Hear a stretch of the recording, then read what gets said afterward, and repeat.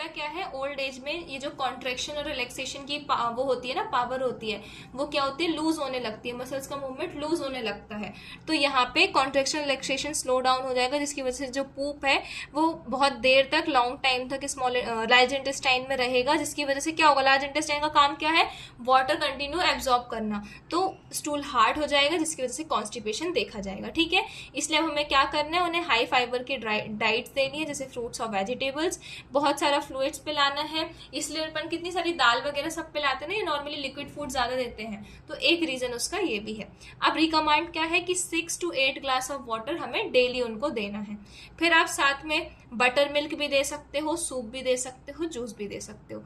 तो अब हम नॉर्मली क्विक रिवीजन देखें तो मील प्लानिंग क्या है, आरडीआई को फूड में कन्वर्ट करना, मतलब जो रिकमेंडेड डाइटरी इनटेक होती है उसमें फूड्स इंक्लूड करके किसी को रिकमेंड करना, जो कि एज, सेक्स, एक्टिविटी, इनकम पे डिपेंड करती है। इसमें तीनों फूड ग्रुप्स होने चाहिए, एनर्जी गिविंग, और क्या था, रिपेयर, बॉडी बिल्डिंग, और तीसरा था प्रोटेक्टिव ग्रुप। तो ये तीनों इंक्लूड होने चाहिए।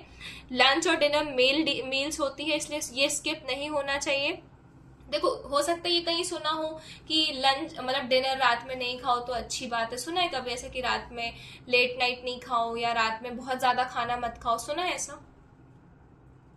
अब देखो, उसका रीजन क्या होता है, वो होता है कि आप क्या करते हो, रात में एकदम जब 9-10 बजे खाओगे तो वहां पे इसलिए अवॉइड किया जाता है क्योंकि बॉडी की एनर्जी ड्रेन होने लगती। पर फिर यहाँ पे ऐसा क्यों बोल रहे हैं, क्योंकि नॉर्मली हमारा डिनर जो है वो ज्यादा कैलोरीज का होता है। इसलिए क्या करो कि 7-8 बजे खाना खा लो, और फिर अगर भूख लग रही है तो कुछ हल्का फुल्का सा 9-10 बजे तक खा लो। आई नो जिस हाउस होल्ड में हम रहते हैं वहां 7-8 बजे खाना पॉसिबल नहीं होता, बट एक चीज हमेशा याद रखना कि अगर हमें इस चीज को आगे कंटिन्यू करना है, अगर ये कोर्स कर रहे हो और इसको इंक्लूड करना चाहते हो अपने करियर में, तो पहले खुद वैसा बनना पड़ेगा। खुद वैसा नहीं बनेंगे तो फिर पेशेंट भी हमारे पास नहीं आएगा। हमें खुद वैसी चीजें पहले खुद में लेकर आना पड़ेगा। और जब ऐसा होता है ना, देखो अपन किसी डर्मेटोलॉजिस्ट के पास गए और अगर वो डर्मेटोलॉजिस्ट जो है वही सुंदर नहीं दिख रहा होगा या उसकी स्किन पे एक्ने होंगे, तो हम उस पर विश्वास करेंगे क्या?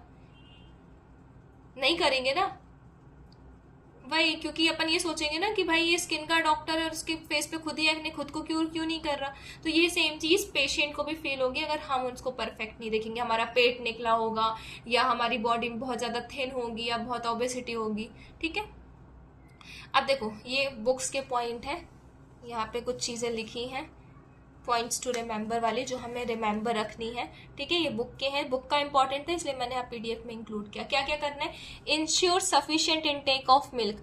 आप इंश्योर करो कि आप सफिशिएंट इनटेक ऑफ मिल्क ले रहे हो। एटलीस्ट, मैं मिनिमम बता रही हूँ, नॉर्मली तो 1 ग्लास रिकमेंडेड होता है पीने के लिए, पर मिनिमम आप 1 कप दूध जरूर पियो। ठीक है, ग्रीन लीफी वेजिटेबल्स डेली खानी है, क्योंकि अगर फाइबर नहीं होगा तो कॉन्स्टिपेशन जैसी चीजें देखी जा सकती हैं। और एक पता है, एक बहुत अच्छी बात बता रही हूँ, मैंने बताया था क्या कि ये जो वेजिटेबल्स होते हैं, ग्रीन लीफी वेजिटेबल्स, फाइबर्स होते हैं जितने भी, ये कैंसर को रोकते हैं। बताया था क्या ये मैंने?